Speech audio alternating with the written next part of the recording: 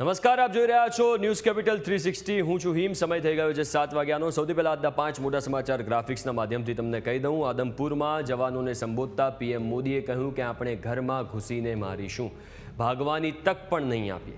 દરેક આતંકી હુમલાનો જવાબ અમારી શરતો પર આપીશું. આ નિવેદન તેમણે આપ્યું છે, જોશ સાથે નિવેદન આપ્યું છે. આ સિવાય પાકિસ્તાનને ભારતની સ્પષ્ટ ચેતવણી, હવે પીઓકે સિવાય કોઈ વાત નહીં. પાકિસ્તાન જલ્દી પીઓકે ખાલી કરે, અન્ય કોઈની દખલગીરી મંજૂર નથી. MEAની પ્રેસ કોન્ફરન્સ કરવામાં આવી અને એમાં આ નિવેદન આપવામાં આવ્યું છે કે પીઓકેમાં કોઈ પણ મધ્યસ્થી, કોઈની પણ મધ્યસ્થી નહીં ચાલે, ખાલી કરવું પડશે કારણ કે પીઓકે ભારતનું છે.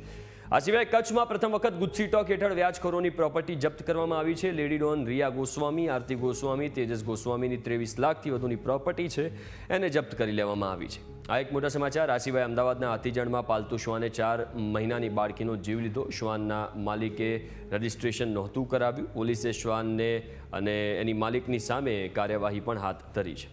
અને ભર ઉનાળે માવઠાથી ખેડૂતો પાયમાલ થયા છે. નુકસાનીનો સર્વે કરવા કૃષિ વિભાગનો આદેશ. 2 દિવસમાં પ્રાથમિક સર્વે કરીને કૃષિ વિભાગને રિપોર્ટ સોંપવામાં આવશે કે માવઠાથી કેટલું નુકસાન થયું છે અને ખેડૂતોને કેટલી ચિંતા છે, માવઠાના કારણે કેટલું નુકસાન થયું છે એ જણાવવામાં આવશે.